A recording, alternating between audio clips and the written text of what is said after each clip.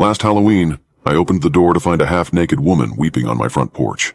It was already past 9, so later than most of the neighborhood kids would be prowling around for candy.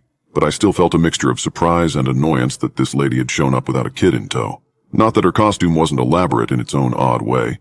She was wrapped from mid-thigh to mid-chest in thick layers of dirty, bloody medical gauze. Somewhere between a healing surgery patient and a slutty mummy, I remember thinking. There was another pad of gauze over her mouth, secured by silver duct tape above wet mascara-dripping eyes that pleaded with me as soon as I opened the door. Even as I was taking all of this in, she was thrusting her hands toward me, a plastic trick-or-treat bag in one and a cell phone in the other. Jesus. She was wearing handcuffs too? Where did she even come from? None of the adults in the area had ever dressed up like this before. That's when I noticed she was shaking the lit-up cell phone at me, and only when I focused on it did she hold it still. There were words there. Please give me candy. I have been abducted. They are watching and listening to everything. This is not a joke. If you don't give me candy, something very bad will happen. Please give me candy. Trick or treat. I read the phone's message twice in mild disbelief, laughing a little as I looked back at the woman. I don't know. I don't have a lot of candy left, and what if some kid comes? This woman was really crying, really shaking now that I was acting like I wouldn't give her any candy. She looked terrified. It had to all be an act. It was Halloween after all, but Jesus, why did it feel so real? The woman couldn't really talk through the tight pad of gauze, but I could still tell from her muffled noises that she was begging me to help. Looking back to the phone in her hand, I realized she was still holding it up. Maybe just so I could see the message, or so someone could watch me through the camera. Pushing the thought away, I forced out another laugh as I took a step back and reached for the bowl of candy in the hall. Hell, the kids will just have to be disappointed. This is one of the best get-ups I've ever seen. I kept my voice light, but my chest was hammering and I felt like I could hardly breathe. It had to just be a costume. A prank of sorts, right? But then why did I feel like the phone was watching me? Why did she start sobbing harder in what looked like relief as she held out her trembling bag for candy? Gripping the edge of the bag gingerly, I tipped the remains of the bowl in. There you go. I stepped back and put my hand on the door, eager to close and lock it as soon as I could. You can tell your captors that you scored them some Snickers for their trouble. The girl had stopped shaking and crying as soon as the bowl was empty. I hadn't noticed it right away because I was focused on being pleasant while I shut the door in her face. But she had gone still and silent when the last candy bar fell into the bag, and then, when I started my retreat, she slowly reached back with both hands and hooked her ring fingers into the band of tape around her mouth, yanking it down so harshly that I let out a barking yell of sympathetic pain.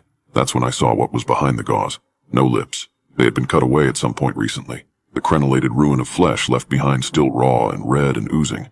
This opening framed brown gums and yellowed teeth, and as I stumbled backwards, the woman lunged forward, clicking her teeth in a frenzied chatter as she caught me and hooked her handcuff chain behind my neck.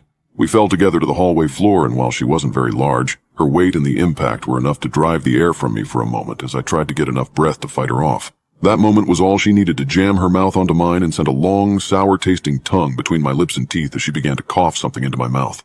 Shuddering, I rolled to my side and shoved her away hard, bending forward enough to send the handcuffs raking over the back of my head and my left ear hard enough that I felt wet heat as I started to bleed. Still, I was free from her, and I just needed to get up and get away, and God, my throat was burning, and I could barely see from the tears in my eyes from pain and fear, and I was halfway to my feet when I looked back to see her already standing, her eyes dark and wild as she grinned at me. It took me a moment to realize she had one of the cuffs off now, and was holding it open in the other hand like a makeshift hook. Adrenaline flooded me as I started to turn towards her, planning to tackle her before she could catch me in the back or side. But she was too fast. Before I could get in position and launch myself in her direction, she had already raised the open cuff like a reaper's scythe and brought it down across her neck, ripping it wide. I let out a scream as I stumbled to the side instead of into her, scrambling to my feet again after crab walking away from where she was twitching and dying at my front door. I watched her for at least a couple of minutes before being satisfied that she was dead, and only then did I move to the kitchen to get my phone and call 911. I wanted to stay away from her, but I didn't dare. Grabbing a butcher knife, I went back to the hallway as I talked to an annoyed-sounding 911 operator that was reiterating to me that if this was a prank, I could be charged with a crime. This isn't some fucking prank. This crazy woman attacked me and then killed herself, and you need to send someone right fucking now.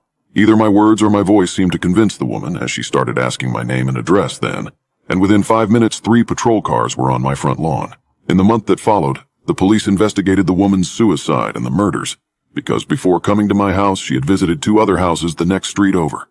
They assumed neither house had given her candy, as her bag only seemed to have candy matching what I'd given her, and because the families in both houses had been slaughtered.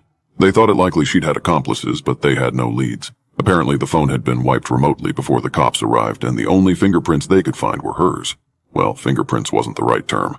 Each of her fingertips had been deeply branded with a little smiling jack-o'-lantern that had obliterated any identifiable print, and her teeth were all titanium implants. They were checking for DNA matches, but so far she didn't match any database or missing person's profile.